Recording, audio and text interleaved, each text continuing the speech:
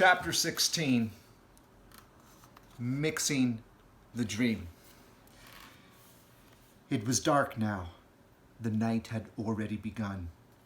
The BFG, with Sophie sitting on his hand, hurried into the cave and put on those brilliant, blinding lights that seemed to come from nowhere. He placed Sophie on the table. "Stay there, please," he said, "and no chittering. I is needing to listen only to silence when I is mixing up such a naughty, pexicated dream as this." He hurried away from her.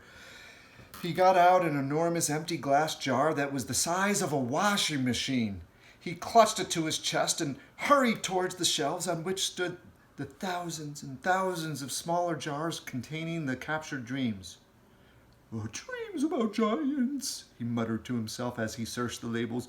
"The giants is guzzling human beings. No, not that one. No, nor that one. No. Oh, here's one. And oh, here's another."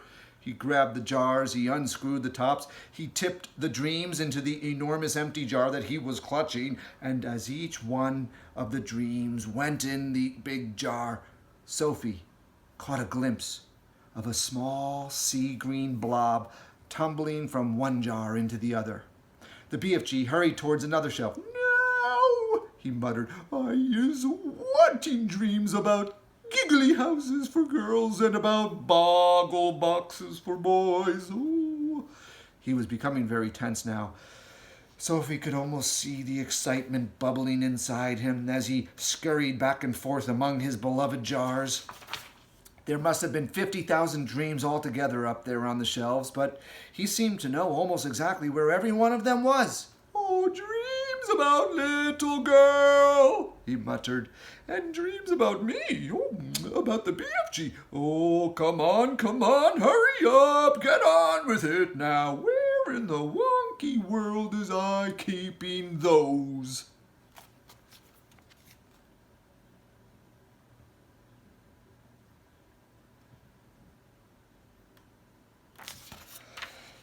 And so it went on.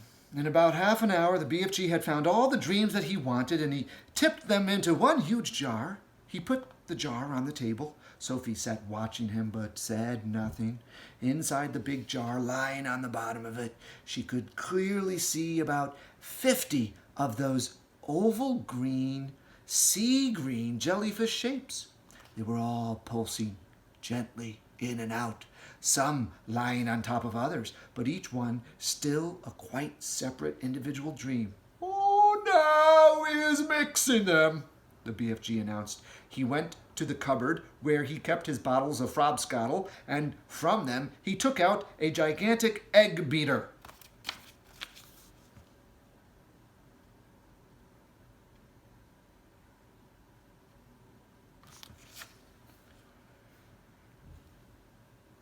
It was one of those egg beaters that has a handle which you turn, and down below it there were a lot of overlapping blades that go whizzing around. He inserted the bottom end of this contraption into the big jar where the dreams were lying. "Watch," he said. He started turning the handle very fast. Flashes of green and blue exploded inside the jar. The dreams were being whisked into a sea green froth, a foam or a froth. "The poor things!" Sophie cried. "Oh, they is not feeling it," the BFG said as he turned the handle. "Dreams is not like human beings or animals. They has no brains. They is made of zosimus." After about a minute, the BFG stopped whisking. The whole bottle was now full to the brim with large bubbles. They were almost exactly like the bubbles we ourselves blow from soapy water, except that these bubbles had an even brighter and more beautiful color swimming on their surfaces. "Keep watching," the BFG said. Quite slowly, the topmost bubble rose up through the neck of the jar and floated away. A second one followed, and then a third, and a fourth, and soon the cave was filled with hundreds of beautifully colored bubbles. They were all drifting gently through the air. Oh, it was truly a wonderful sight. As Sophie watched all the bubbles floating, they started floating towards the cave entrance, which was still open. Oh my gosh, they're going out, Sophie whispered. Of course, the BFG said. Where are they going to? Oh, those are all little tiny dream bits that I isn't using, the BFG said. They is going back to the misty country to join up with proper dreams. Oh my, it's all a bit beyond me, Sophie said. Dreams is full of mystery and magic, the BFG said. Do not try to understand them. Look in the big bottle, and you will now see the dream you was wanting for the Queen. Sophie turned. She stared into the great jar. On the bottom of it, something was thrashing around wildly, bouncing up and down and flinging itself against the walls of the jar. Good heavens, Sophie cried. Is that the dream?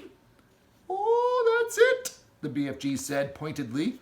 But it's horrible, Sophie cried. It's jumping about. It wants to get out. Oh, that's because it's a troggle humper, the BFG said. It's a nightmare. Oh, but I don't want you to give the Queen a nightmare, Sophie cried.